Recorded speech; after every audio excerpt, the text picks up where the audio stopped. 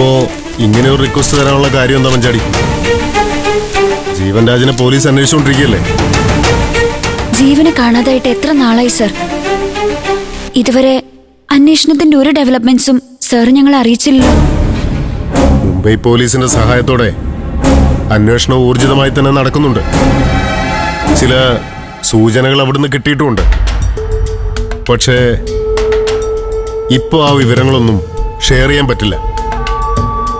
കുട്ടി കുറച്ചുകൂടെ വെയിറ്റ് ചെയ്യണം. മാഷിന് അവളെ കാര്യങ്ങൾ പറഞ്ഞ് മനസ്സിലാക്കിക്കൂടെ? സാർ, അത് മഞ്ചാടി കുറച്ച് നാളായിട്ട് എന്നോട് പറയാം. CA സാറിനെ വന്നൊന്ന് കാണണം. ഞാൻ നിർബന്ധിച്ചിട്ടാ സർ അച്ഛൻ വന്നത്.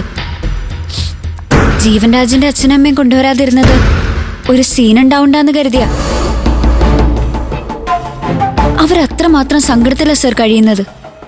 അതൊക്കെ എനിക്ക് മനസ്സിലാവും. എന്നുവെച്ചേ ഇവിടെ വന്ന് സീൻ ഉണ്ടാക്കിയിട്ടൊന്നും ഒരു കാര്യമില്ല. ഒരിക്കൽ ജീവൻ രാജ് ഒരു പീഡന കേസിൽ ജയിലിൽ കിടന്നപ്പോ ഇവിടെ വന്ന് മകന് വേണ്ടി കരഞ്ഞ് കാല് പിടിച്ചതാ അവന്റെ അച്ഛനും അമ്മയും. അന്ന് മാഷും മകളും തന്ന പരാതിയില ജീവൻ രാജ് അകത്തായെന്ന് കൂടി ഓർക്കണം. മഞ്ചാടി മോൾ അവളുടെ വിഷമം കൊണ്ട് പറഞ്ഞു പോയതാണ് സാർ. സാറിന് വേറൊന്നും തോന്നരുത്. ജീവൻ രാജിന്റെ കേസ് സാർ വളരെ സീരിയസ് ആയിട്ട് തന്നെ അന്വേഷിക്കുന്നുണ്ടെന്ന് എനിക്കറിയാം.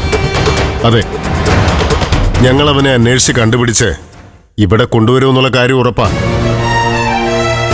അപ്പോ ജീവന് അപകടമൊന്നും സംഭവിച്ചിട്ടില്ലെന്ന് എനിക്ക് വിശ്വസിക്കാവോ സർ? അവൻ ജീവനോടെ ഉണ്ടോന്ന് അറിഞ്ഞാൽ മതി എനിക്ക്. ഉണ്ട്, ആള് ജീവനോടെ തന്നെയുണ്ട്. അവൻ നീ കരുതുന്ന പോലെ അത്ര നിസ്സാരക്കാരനൊന്നും അല്ല മഞ്ചാടി. മുംബൈയിലെ അന്തേരി എന്ന സ്ഥലത്തുള്ള ഒരു ഗാങ്ങിന്റെ സംരക്ഷണത്തിലാണവൻ. അവനിവിടെ ഈ മയക്കുമരുന്നിന്റെ ഇടപാടൊക്കെ ഉള്ളതായി നിനക്കറിയാമല്ലോ. പോലീസിന് അത്ര എളുപ്പത്തിൽ കടന്നുചെല്ലാൻ പറ്റാത്ത രീതിയിൽ എന്തിനും പോന്ന ഒരു ഗാങ്ങിന്റെ സംരക്ഷണം അവന് കിട്ടണമെങ്കിൽ അവന്റെ ചരിത്രം എന്തായിരിക്കുമെന്ന് മോളും ചിന്തിച്ചാ മതി.